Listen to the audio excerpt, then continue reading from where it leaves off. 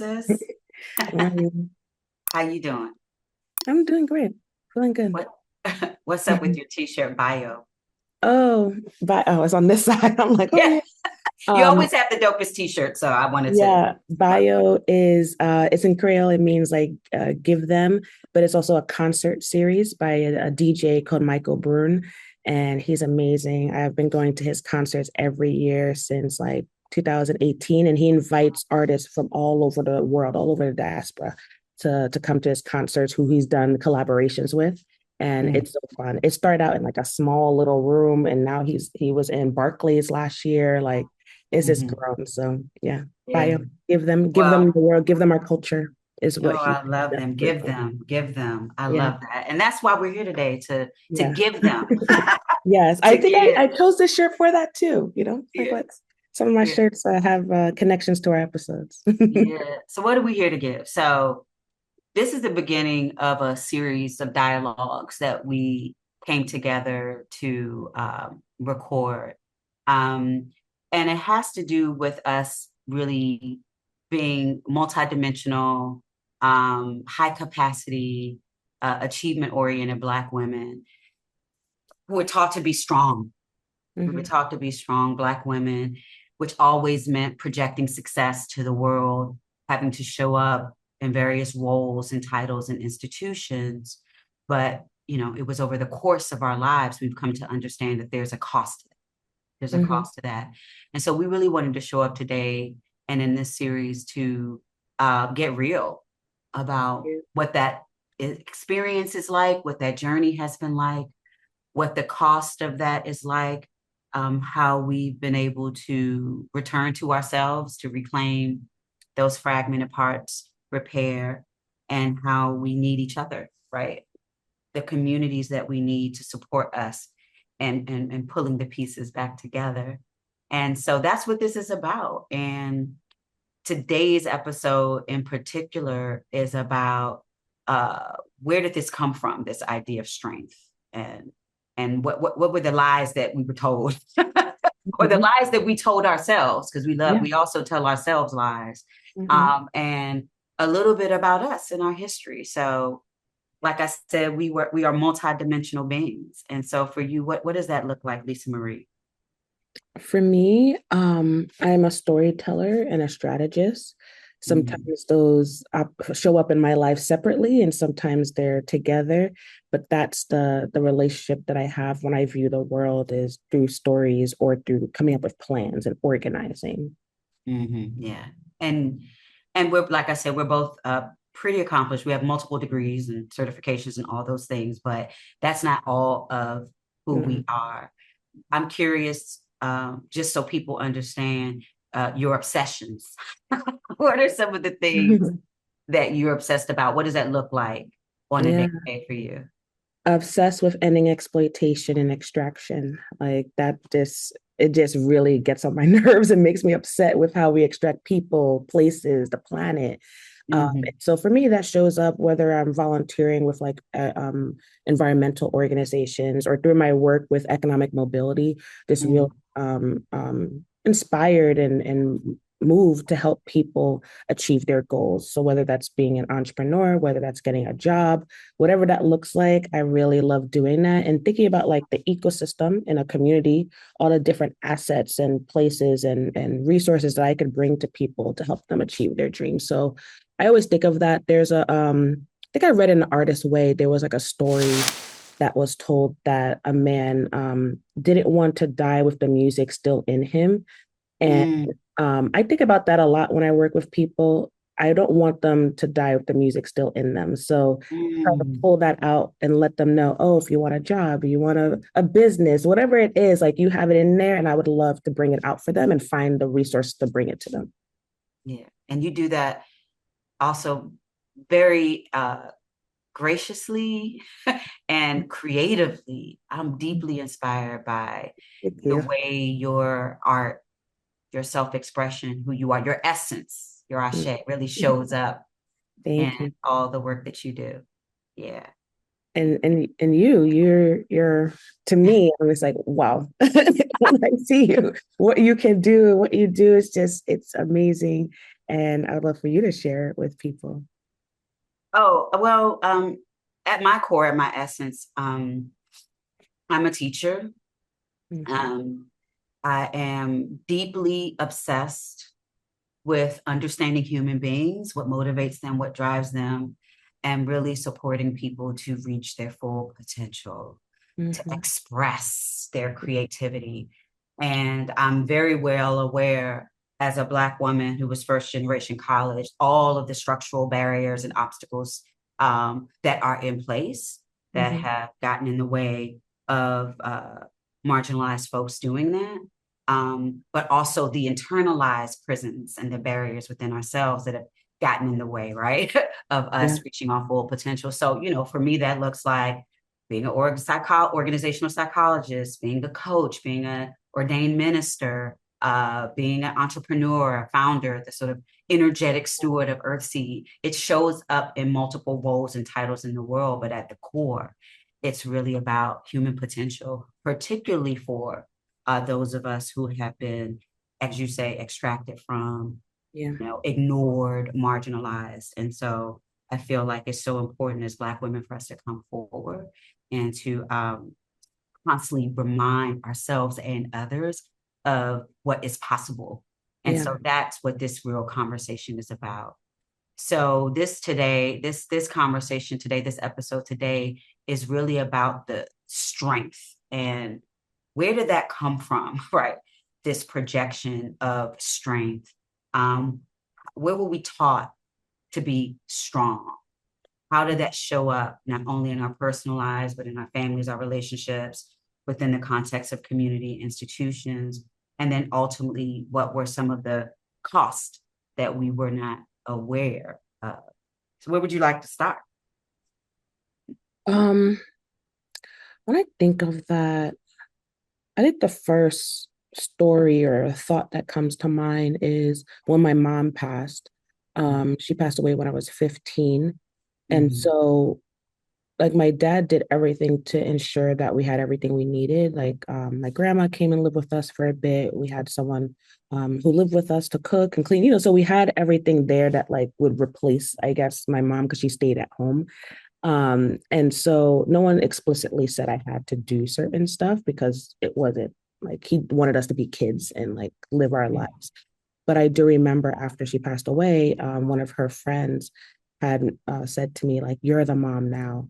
And in my head, like I'm 15, I'm like, oh my gosh, I gotta make sure like my sisters and my brother, like everyone's okay. And so I think for me, that was something that like was in me to be like helping them with reading, going to sometimes like my dad would go to the parent teacher conferences. Me and my older sister would tag along. I'm like, why is a 15-year-old at a parent teacher conference? I don't know. Mm-hmm. But I was like, I want to come, I want to come. And he was like, okay. And so I would be at Mm-hmm. those places. So I think that was like those feelings of like responsibility, even though like no one told me I needed to. I didn't have to. Like we had plenty of resources and people around that I could have just been outside playing. But like for whatever reason, I took that up. And I think even before my mom passed away, we they had a sign in the kitchen that said too much is given as much is expected. I'm sure you probably heard that. Mm-hmm. That I always like every time I walk into the kitchen, I would see that sign and I took that to heart. Like just I've come from family who came from Haiti. They left dictatorship and living, in some harsh conditions in some of the different family members. And they work so hard to be here that I just feel like, oh no, I can't let them down. Like these are people who gave up a lot to come to this country. And so I think I internalized. I'm also like in the family member, like the rule follower, the goody two shoes. So it's just like that's just part of the role for me. Mm-hmm. It sounds to me like your family left conditions to improve their lives from Haiti. And they took professionalism and professionalization Yeah. very, very seriously. They took education Education. very Yeah. seriously, the idea of having access to opportunity Yeah. very, very seriously, and that was inculcated in you. That was a part of like your consciousness, who you Yeah. became. It Right. also Show up sounds with a 99. Why not 100? It's like, really? really in your house. That's how it Yes. was. I mean, at the time, I'm like, oh man, why wasn't it 100? But looking back, I'm like, really? It was a 99. That's really good. Yeah. And it also sounds like you experienced the shock and the tragedy of losing your mom at a very young age. And part of you being responsible, right? That's maybe part of your personality, but it also sounds like some of it came from being parentified pretty early, Mm. being expected to step into an adult role or do adult things because of your mom's absence. Is that Yeah, right? I think from some people, not Wow. all, but yeah, Mhm. I think yeah, that kind of emerged. Mhm. And do you feel like you had any like expectations to be responsible? I know you told me once you got that first good grade, you're like, oh, I like this, and you're like seeing like, oh, if I'm smart, if I'm good, like this is gonna motivate me. Yeah. Where'd that? Yeah, I think I came up in it, we come from different our cultural histories and lineages Yeah. are while connected as a part of the African diaspora. Hmm. I was I was born, raised, and publicly educated, proudly, I often say, Yeah. in Washington, D.C. Um, and I was the context for that is I just turned 50 this year. So Okay. fabulously 50. But I was born in 1976. So that was a different moment in the United States. That was a moment of, I would say, it's like the aftermath of the civil rights movement in this country, uh, second wave feminism, affirmative action expansion, major, institutional pushes to diversify educational spaces and employment spaces in this country. So I was a part of an era, right? By the time I got to the 80s, right, as I was growing up, I was surrounded by civic educators, right? By people who were very clear Hmm. that there were new educational pathways opening up for people like me. We were broke coming up, right? We didn't adopt the identity of being poor, but Yeah. definitely the first 6 years of my life, kind of living in like a foster care situation. There was food stamps, welfare, and then when I went to live with my dad and my stepmom, they were definitely like lower working class. Like they both had jobs, but it was always about making ends meet, borrow from Peter to pay Paul, as they say. So I went to school, home for me was stressful for a number of reasons I won't get into here. That's a whole nother episode about my family dynamics in my life. But it was stressful for me at home. Conflict, fighting, personality stuff. Yeah. Um, and so school was an outlet for me. School was the place where I felt accepted by Yeah. educators, seen. Yep. Um, I had educators, when I call them activist educators. This was an era where, for example, one of my teachers, my social studies teachers in high school, Miss Malone, she had been a nun in a convent for 30 years Wow. and left the convent because she wanted to be involved in social justice and social change movements in a more applied and direct way, right? She took her spiritual devotion to helping the poor, right? And helping those who are more vulnerable. And she became a social studies teacher in the classroom, Wow. really teaching us. And she was foundational for me in terms of opening up things. I had another teacher, my Spanish teacher in middle school, Senora Balm. She was a Cuban refugee, right? And so she knew, coming from a class in Cuba, fleeing, right, oppression, that education really was a pathway out and to improve your life, to uplift your family. It wasn't just Mm. about you, it was about uplifting your family, uplifting your community, providing opportunities that haven't been there. So yeah, I was surrounded by educators who were very, very much aware, like this is a new era. These Yeah. are new opportunities, right? Scholarships, recruitment initiatives, public sector opportunities start to open up in Hmm. government. All of these access to elite institutions that prior to that we were structurally barred from. Yeah. And so I saw strong women, right? I saw strong educators. Um, I love school. It just so happened to be that I was that nosy kid who was always in grown folks' conversation. And at home, I was told, mind your business, dad, a grown folks' Hmm. conversation. My natural, I couldn't satiate my natural desire for learning and curiosity that met the context, the political context, as well Mhm. as educational activists who were really devoted. So they, to me, that idea of strength and being strong was very clear, right? It wasn't just about access. It was about their legacy, right? Their hopes connected to me. There were hopes connected to my generation of what we could do, even while there was backlash against us Yeah. in these institutions, questioning our worth, our intellect, our access, like how we got in to certain institutions.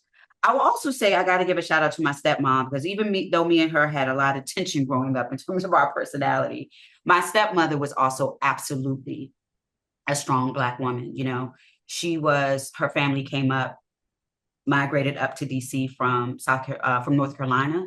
So she was Mhm. from the South. She was the oldest of five children. A lot was expected of her. If things went down amongst the family, those children, she was often, you know, expected to correct it, to keep everybody in line. She took a lot of heat, right, for that.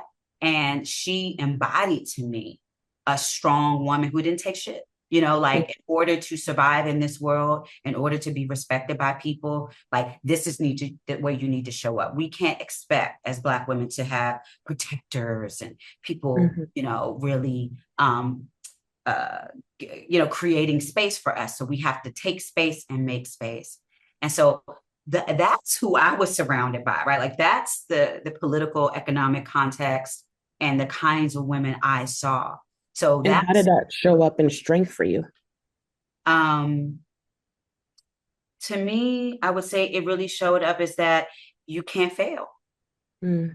You can't fail. If you fail, and it's an embarrassment to us all. I would also Mm. say Washington D.C. was unique in terms of that there was a professional Black class. Back this is Oh back yeah. when Washington D.C. was predominantly Black, right? There was a class of Black professionals who were upwardly mobile. Like I grew up in Northwest D.C. around Howard University. You know what Mm. I'm saying? So there was this sort of expectation of Black excellence, right? Yeah. You have the opportunity. What you gonna do with it? Right? Hmm. So again, like I said, a lot of that pressure, because it really shows up as scrutiny, people looking at you more. Yep. This is where we get into the psychic costs. I wasn't aware of this at the time.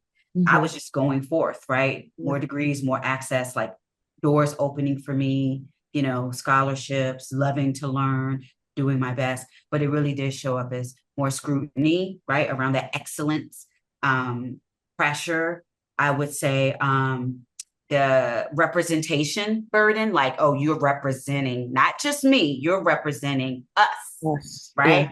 Um, respectability politics, there's a certain way to be Black, Mm-hmm. right? And if, particularly if you were upwardly mobile, right, in order to get into this class group, there was a certain way Black, that there's a certain expectation of what it looked like. I didn't know anything about sororities, fraternities, and all of that when I went to college, particularly Black sorority fraternities, but I was, definitely initiated really into that. And just like that feeling of you can't fail, you have to be strong, you have to always hold it together. If you break down, it shows on all of us. It's not just your breakdown, it's our breakdown.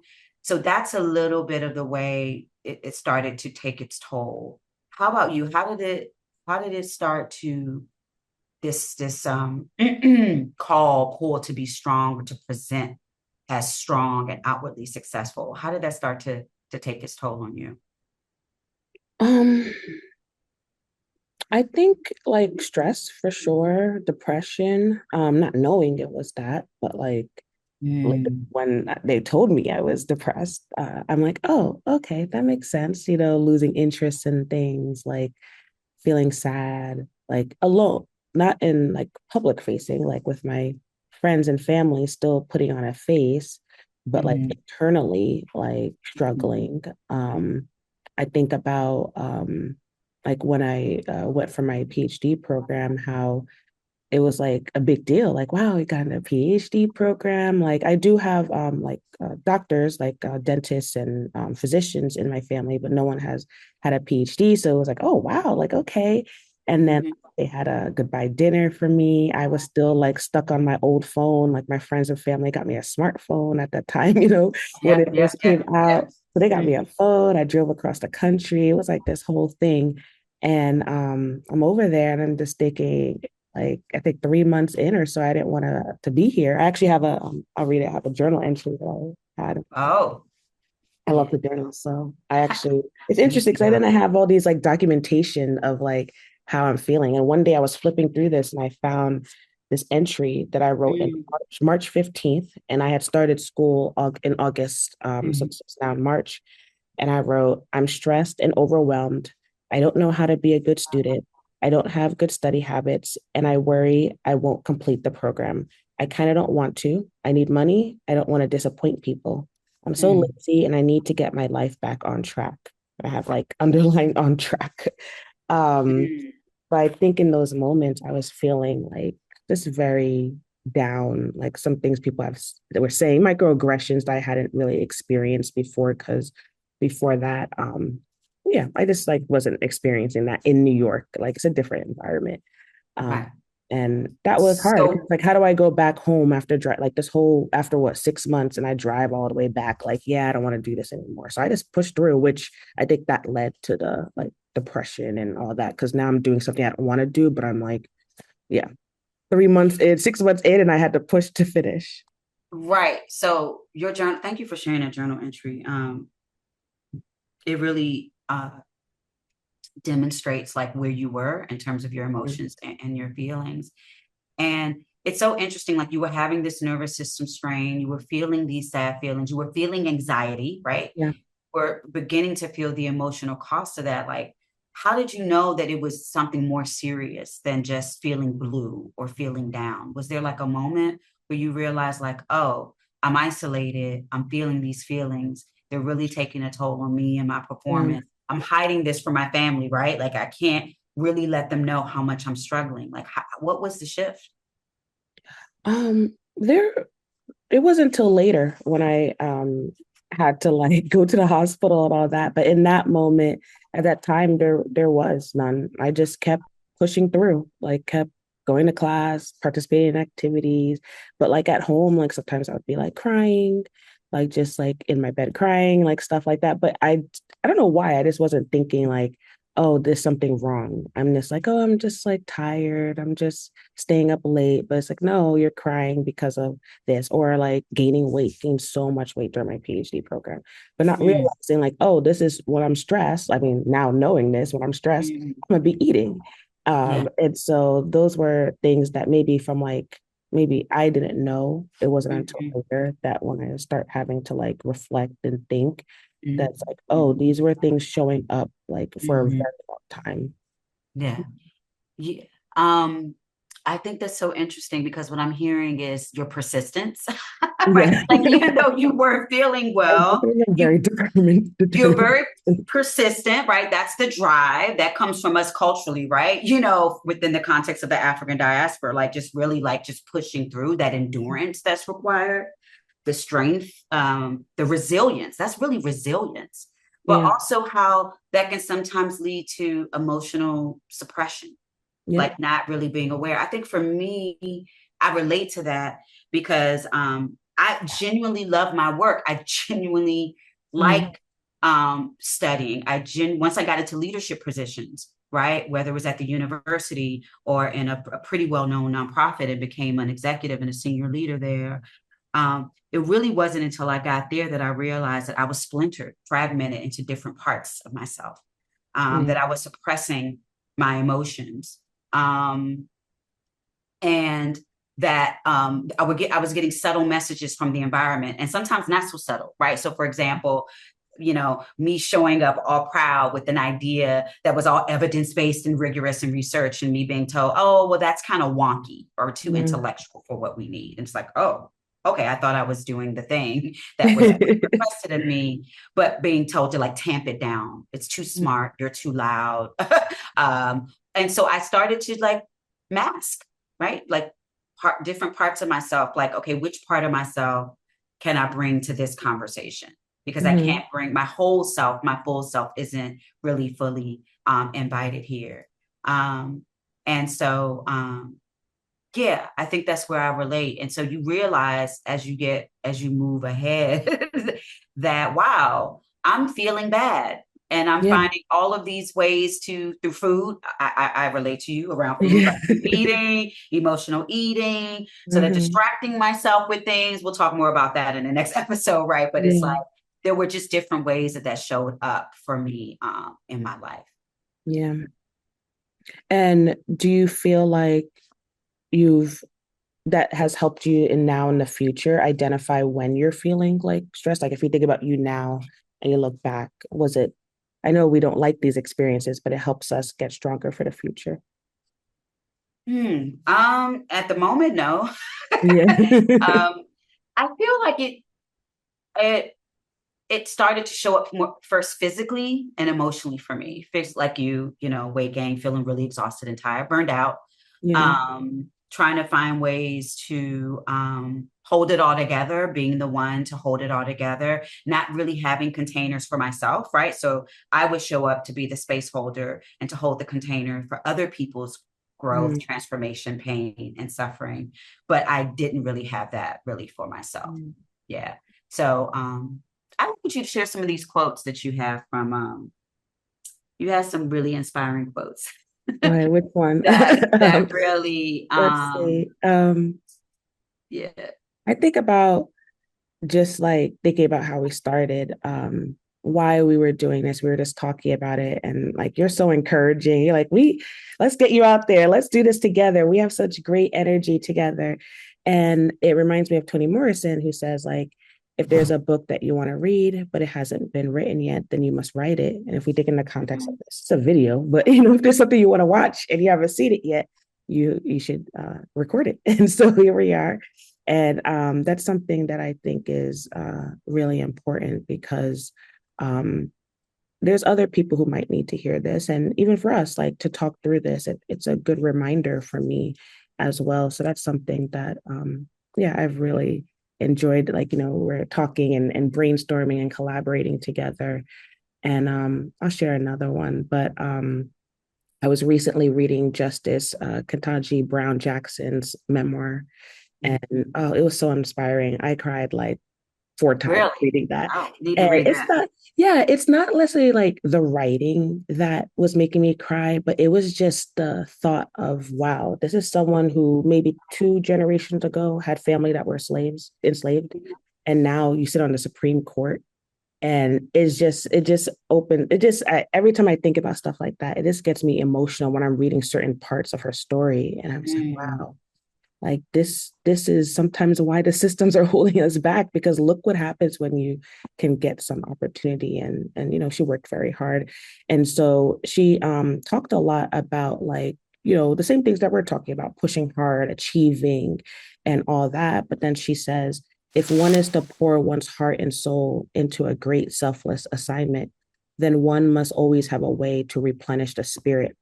And I think we mm. talked about how, like, oh, we felt down, we felt sad, but like, what were the things that we did, to help us like replenish the spirit? And I think that's important to think about. If you're going to push hard and play hard, then you have to remember, like, do something outside of work. I know you're very creative, and I like to be creative as well. And those are things that replenish our spirit a lot. You know what I like about that quote is she didn't say like work hard, play hard. She didn't adopt that. She Mm-hmm. did. That's not the orientation and the frame of what I heard in that quote. In that quote, she says, if one is to pour one's heart and soul into a great selfless assignment, it wasn't about just working for money. It was about, this is a part of what my soul is here to do. This is Mm-hmm. a Mm-hmm. selfless, this is my contribution to Yeah. something bigger. Then one must always, she says, have a way to replenish the spirit. If it's coming from the soul, there has to be a replenishment. You can't give what you don't have, right? Yeah. We should be overflowing with energy, with love, with joy, with abundance. But if we have all this stuff going on behind the scenes because of all of these sort of narratives, these Yeah. cultural narratives, these political narratives that we're burdened underneath, right? The weight Mm-hmm. of, um, then we can't really do that. And so that's what this series is about. We're going to talk about the replenishment of the spirit, the Yeah. repair, Yeah. um, who we met, what we did, what realizations and awakenings that we have. So that's what's going to come up in future episodes. But there's another quote I would like to end with that you shared with me from my former teacher. I studied under Toni Morrison at Princeton, and was deeply inspired by her. But another quote that you shared was, "You are not the work that you do. You are the person you are." Mm-hmm. And so part of why you and I came together as multidimensional beings is that this isn't just about work and professionalism and finding a job and doing all of these things. There's a moment happening right now, right? And historically, yes, to whom much is given, much is expected.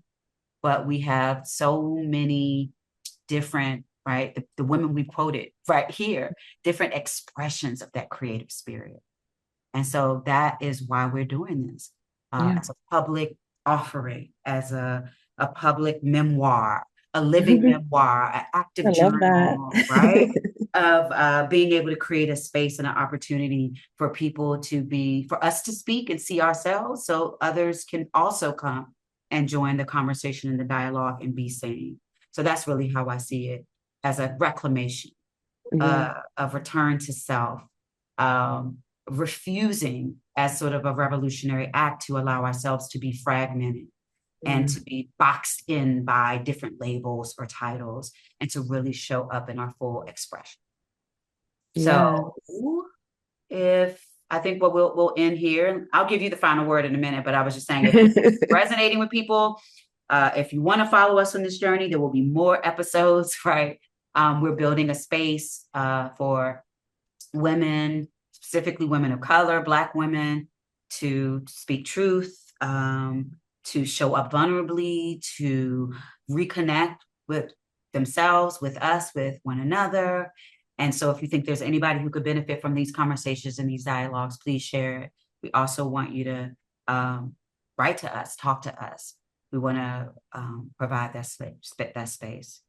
So do you have a final word for the people? You said it perfectly. Oh, Please. did I? You did. Please tune in. We're excited to continue the conversation and thinking about how we could hold a space for everyone. So thank you.